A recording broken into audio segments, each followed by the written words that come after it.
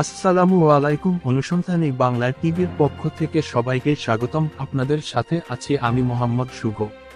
বোচাগঞ্জের জনপ্রতিনিধি পরিচয় দানকারী মীরা কাশ্মীরি ও তার সহযোগী চৌধুরী নামে পরিচিত ক্ষমতার দাপটে পুলিশের চোখ ফাঁকি দিয়ে মাদক সহ দেহ ব্যবসা চালিয়ে যাচ্ছে দেখার কেউ নাই বললেই চলে।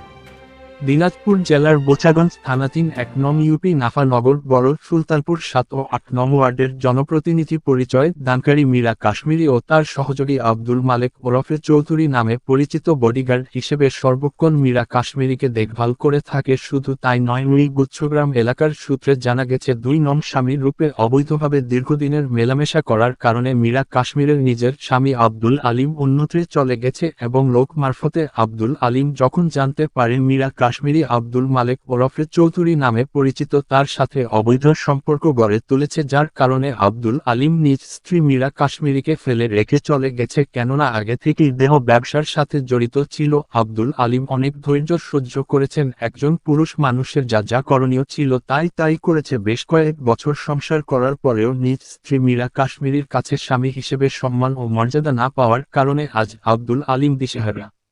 গুচ্ছগ্রাম আবাসনের ৭ ও ৮ নং ওয়ার্ডের জনপ্রতিনিধি পরিচয় দানকারী মীরা কাশ্মীরির ছত্রছায়ায় থেকে লাইচুরের রহমানের মেয়ে মোছা আশা আক্তার ২৬ একাধিক স্বামীর স্ত্রী এবং শত শত বয়ফ্রেন্ডদের সাথে অবৈধ সম্পর্ক লিপ্ত রয়েছে। একদিকে যেমন স্বামীর ঘর থেকে চুরি বয়ফ্রেন্ড প্রেমিকদের রূপের অঙ্গভঙ্গ দেখিয়ে হাতিয়ে নিচ্ছে লক্ষ লক্ষ টাকা। ওই টাকা পিতা লাইচুর রহমান, মাতা লিপি আক্তার, বড় বোন রাশিদা আক্তার, দুলাভাই দেলোয়ার হোসেন তাদের ব্যাংক অ্যাকাউন্টে জমা রেখেছে বলে ওই এলাকার সূত্রে জানা যায়, যা পুলিশের ধরাছোঁয়ার বাইরে দেখেও না দেখার ভান করছে স্থানীয় পুলিশ প্রশাসন। তারাও সুযোগ পেলে অবৈধ কাজের সাথে জড়িয়ে পড়ে, কেননা দীর্ঘদিন যাবৎ ক্ষুধার্ত থাকার কারণে অল্প বয়সের তরুণীদের দেখলে লোভ সামলাতে পারে না। সার্বিক সহযোগিতা করছেন জনপ্রতিনিধি পরিচয় দানকারী মীরা কাশ্মীরি। সকল অপরাধের অপরাধী, ক্ষমতার দাপটে কাউকে তোয়াক্কার ও কেয়ার করে না। সরকারি অনুদানের ঘরবাড়িতে দুর্বল সাধারণ মানুষ বসবাস করতে পারে না। শুধু জনপ্রতিনিধি পরিচয় দানকারী মীরা কাশ্মীরির কারণে একাই রাজত্ব কায়েম করতে চায়।